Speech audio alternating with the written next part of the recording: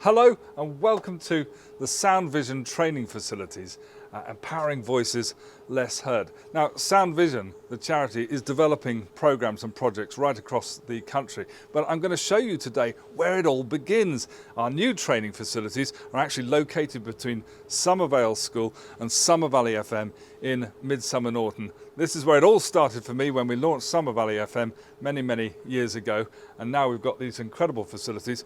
Come in, I'm going to show you around.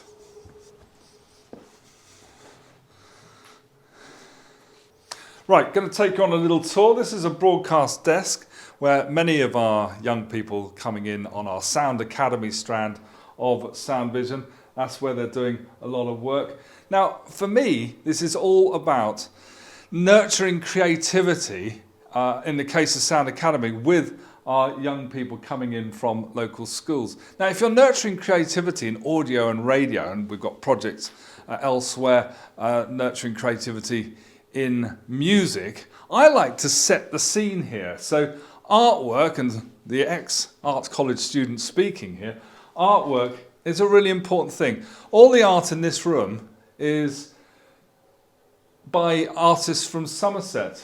This is a lovely image by Wells artist Anna, who's a friend of mine, and I bought this very much within putting it here in mind. So we'll go further around the room. This is my totem pole, right, of all my media passes over the years. AAA access, to festivals, WOMAD, Glastonbury, Radio Festival in London there. And I leave this here, really, as a bit of an inspiration for people. You too could get that kind of access if you play your cards right. And Sound Vision is definitely the right place to be for that. So a little bit of fun. Moving it over here now, we've got two workstations, and so this can be for recording, editing, and activities can be going on over here, which is separate from the main broadcast desk. I mentioned the artwork. Look at these beautiful images of Wells Cathedral. And behind here, you can't really see it because we've got our new training room rules here. That is the Namibian Desert by Luke Piper. You can see his signature there. He's done these beautiful images of Wells Cathedral. Luke is a local artist, the grandson of John Piper, who was my big hero when I was at Art College. He's a war artist and created, for instance, the stained glass at Liverpool Cathedral. So again, great images to set off the work in our training facilities nicely. Now, empty as it is today, I want to take us back to when this was an absolute hive of activity in Activities Week in the summertime, when we had local Year 10 students coming in here for their work placements and having the first time, their first experience really, of the working world. They won't necessarily be going into audio, radio or music, but it would be their first taster of that world, and that's the point of it really. I've been managing this for years when I ran Somer Valley FM. Now we're doing it under the Sound Academy strand of Sound Vision. And I got Bristol filmmaker Patrick Herzig-Desalis of PatchUp Productions, award winner filmmaker from Bristol, to come in and make a film of the week and the story of these young people's journey and how we introduce them not only to the working world here, but also leading people from the business community, as it were, leading business people. And it's all about linking people on networks. It's a great story, and that is what Dom's Diary is this week. It is the story of their journey in work experience in July 2022. Enjoy and let me know what you think of it. Sound Vision on Somer Valley FM. Local radio making a difference. From the voices we empower to the people we train and the stories we share. My name's Dom Chambers, and I'm the founder and CEO of Sound Vision, which is the new working name of the charity I formed in 2017, the Somer Valley Education Trust. It remains the legal identity of the charity, but we're now known as Sound Vision. There's only one mission, and that is how do we develop that sense of inner confidence, self-love in people, self-belief, so that they can transport themselves to whatever destination they choose. This week we've had 5 Year 10s with us who've come in. Our trainer Maggie's been there. We've had a number of guests. But what they'll learn is that they have creativity in audio and radio.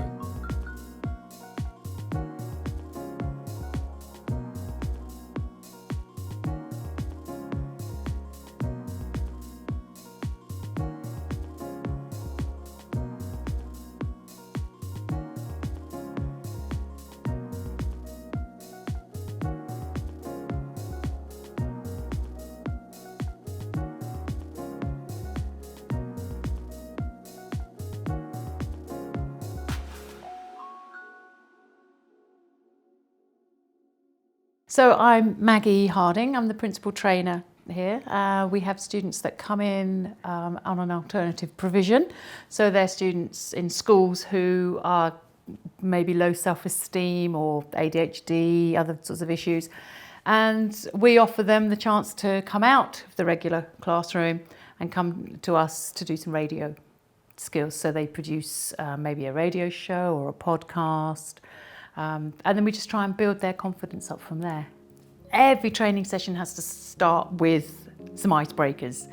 I came in, and when I got here, I think there was it was 2 people. I think Eddie and Sheer were the 2 ones here. And I was really eager to meet everyone else. I was a bit nervous at first, but I was really welcomed by Maggie and Dom and the rest of the team here. Everyone seemed like welcoming, everyone seemed like really kind, so I was just I felt like welcomed. I felt like it's a sort of safe space, so I could sort of just be myself there. Dom wanted to do a heritage quiz. He had an idea about them finding out who they were or why they lived here, what they thought about living in Midsomer Norton.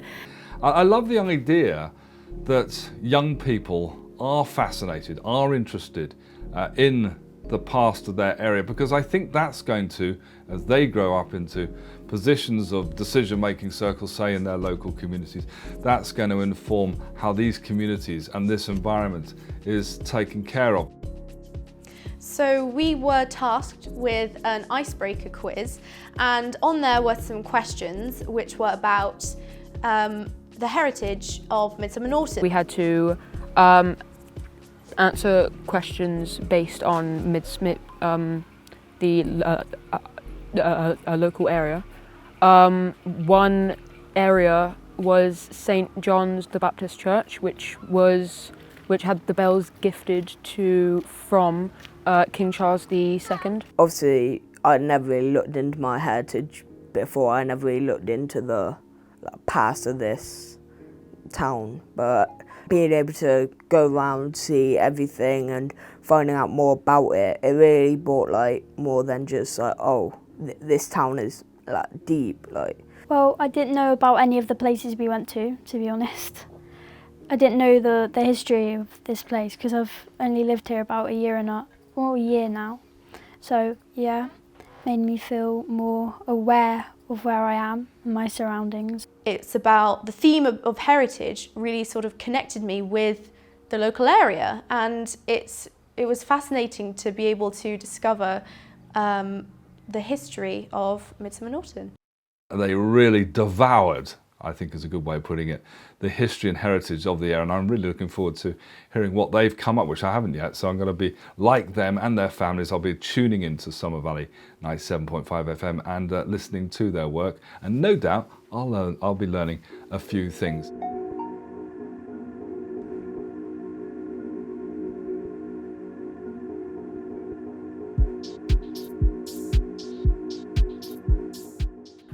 So we did another icebreaker quiz. We did 2 based on guessing the intro of famous pieces of music, which we got every answer right because we are so smart. So we had a 3-minute one-on-one talk about one curious fact and one interesting facts. That was very funny. Eddie had a lot to say about himself, and like, obviously that's a good thing because obviously that was the activity. So I found out a lot more about someone that like I go to school with Eddie, but we're not really in the same sort of friendship group. So it was like kind of mad to see find out more about him. So Monday was spent getting to know each other, and we went out and about, came back, and we went up to the studio where we got them all talking in the mics. 2 of them didn't want to, and that's fine. We'd said from the outset, if you don't want to speak, you don't have to, and that's something that Dom's very big on actually. There are jobs for everybody. Not everybody wants to be a presenter. Not everyone likes the sound of their own voice. So it was quite nice that a couple of them said, no, we don't want to, but they enjoyed the editing. So we gave them the opportunity to do that. So it was really like a good activity for me to really build up my confidence on the mic and like just do it, I guess. Day 2 was a brainstorming part of what heritage means to us, which I said that it means old friends and old memories that I think back on with different pieces of music. I got them thinking about what was heritage and why Midsomer Norton was important to some of them, and thinking about if they weren't born in Midsomer Norton, where were they born and why is that place then important and memorable for them. And that war memorial, I walk past that every day when I'm walking home from school. I never really gave 2 thoughts about it, but finding out more about it sort of gives me a greater appreciation of the area.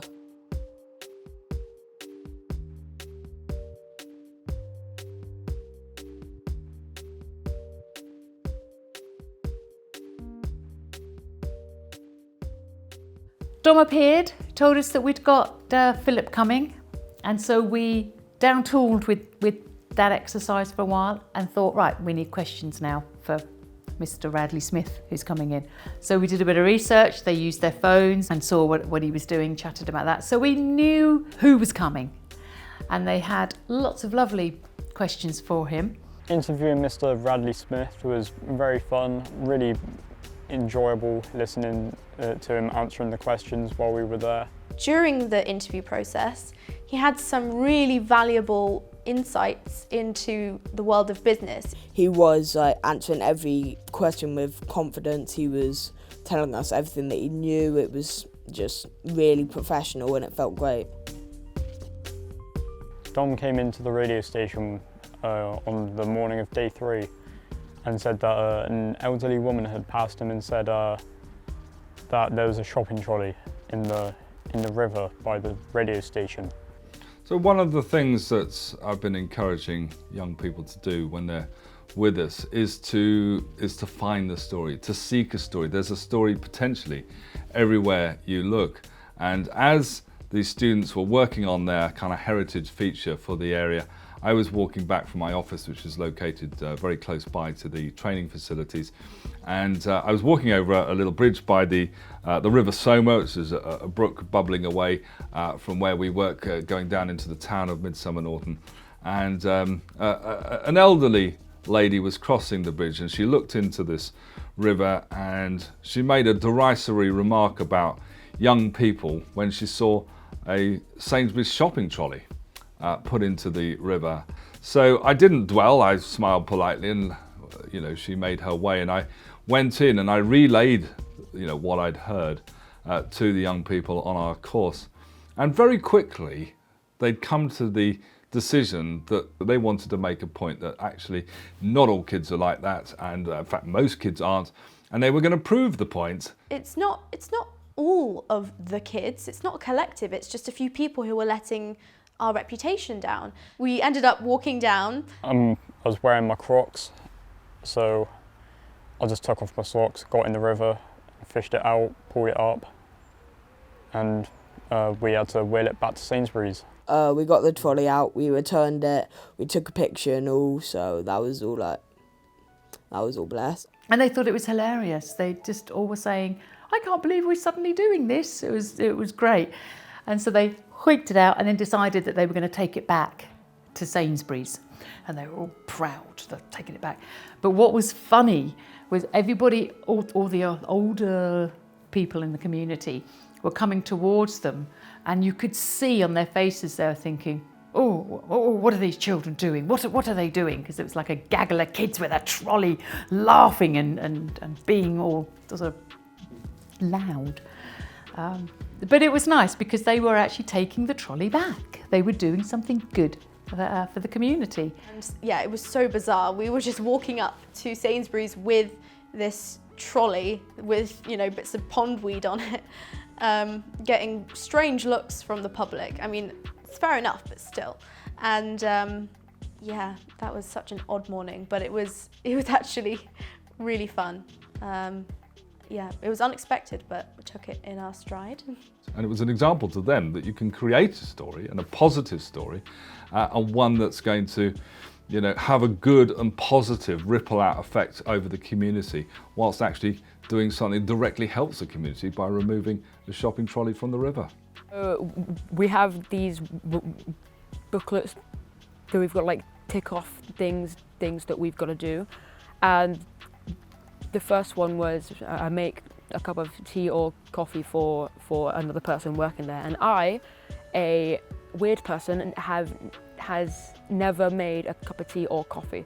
So I had help from Harry and Charlie to help me go through making it. And We are teaching Eddie to make a cup of tea because he has never made one before, which is mental. Yeah. But yeah, so we're going to see how this goes. You choose it because it's large and you can get more quantity. You can get more. Everyone loves a big cup out. That should be enough, I think. Yeah, 'cause right? you still want a bit of milk. You still want a bit of milk and ginger. Is that? I feel like I'd give A drop more. A drop more, yeah.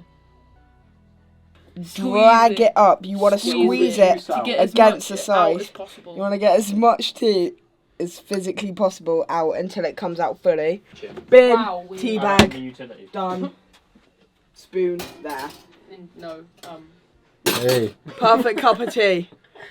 We had a fabulous afternoon with John Dash, and Dom had arranged for John Dash to come to talk to us about how to present, or presenting skills, and it was really lovely. He'd wanted our music choices so that he could demonstrate to us how powerful music is and how important music is. He was great, actually. He was so lovely from the second we met him, and he was a very nice person. He was very comedic, and he was really engaging, and he was just great to listen to. I didn't, get distracted. All my focus was on him because he had the room and he had some really valuable points. Present a masterclass with John was very in-depth about what you have to do if you want to be a good presenter on radio.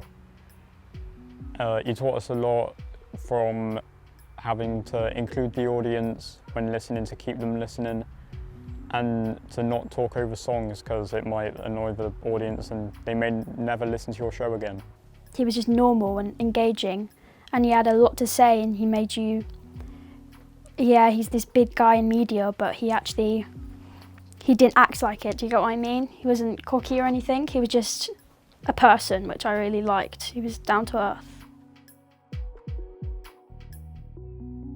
So with all of the things that they've been doing, they've been making recordings of them, and then we've been saving them up to put in our show. I think the kids have had an absolute blast. I think they've absolutely loved it. It is just such a safe and nice environment, and I think one thing I'm going to leave is a lot more confidence in myself, because being told that I'm really good on the mic, or I'm just really confident or funny, it does give me a lot more confidence to do whatever and speak out and stuff and speak my mind. So yeah, I learnt a lot of valuable communication skills, being considerate and listening. Listening is a really important factor. Listening and getting yourself heard is what people really appreciate.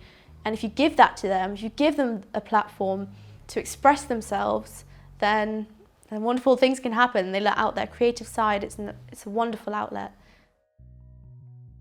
I would definitely recommend people coming down to Somer Valley FM next to Somervale School for their work experience. It was very enjoyable. If I had to do work experience again, this would definitely be my go-to choice. I feel more comfortable with the people, but yeah, I feel more confident trying to talk to more people more than I usually would. It has been a really good week for all of us. A different reason that I'm here is because I do have a speech impediment, and I'm here to show other people kind of like me that it's okay to have something like this and be in front of a mic, because you're around people, you talk to people talk back to you, and there's no reason to be afraid of anything here.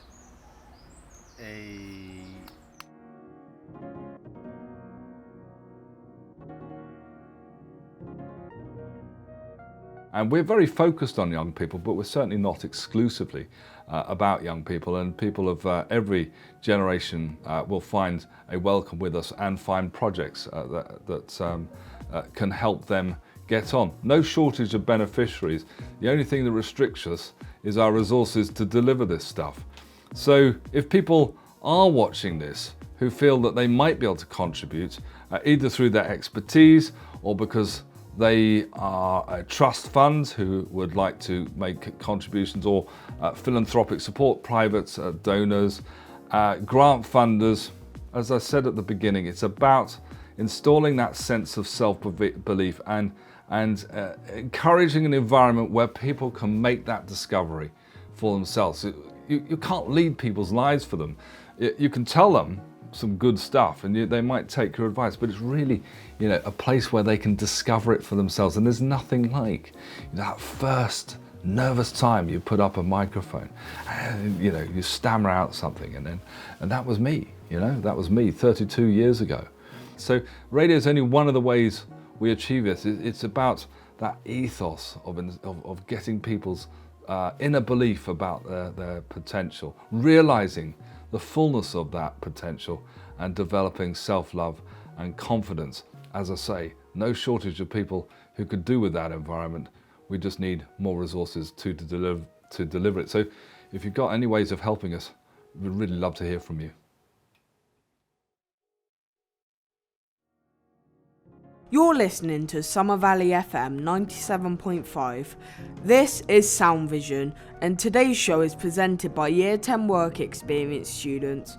I'm Harry Melling, joined by Sheer Hopkins and Eddie Frankham from Somervale, along with Charlie Callow and Clara Bailey from Norton Hill, and this is our work experience journey. Thank you for listening and allowing us to enjoy this. We all had a wonderful time in the process of making this, and it's been such a wonderful week. And I believe I can speak for everyone when I say if we had the chance to do this all over again, we definitely would. Thanks for listening to Sound Vision.